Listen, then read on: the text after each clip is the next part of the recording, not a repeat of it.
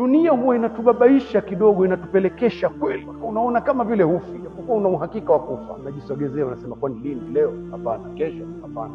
Nani anajua? Kuna nani? Hii dunia inayotupelekesha hivi, msikilize Mtume sallallahu alaihi wasallam anavyosema tena kwa kiapo, wallahi madunia fil akhirati illa mithlu ma yaj'alu ahadukum isbi'ahu hadhihi fil yam. Na apa kwa Mwenyezi Mungu, hii dunia ukiilinganisha na akhera, mfano wake ni mfano wa mtu mmoja wenu aliyetumbukiza kidole chake hiki kwenye maji ya bahari, kwenye bahari zote zikawekwa pamoja, ukatumbukiza kidole juu, alafu akasema akishatumbukiza, falyanzur bima yarji, aangalie baada ya kutumbukiza amerudi na maji kiasi gani kidoleni. Yale maji yaliyompaka kidoleni ndio dunia yote. Yani Allah angekupa mamlaka yote duniani yote, kila unachotaka ukapewa, ni sawasawa na maji yaliyobakia kwenye kidole, na akhera iliyobaki ndio maji yote.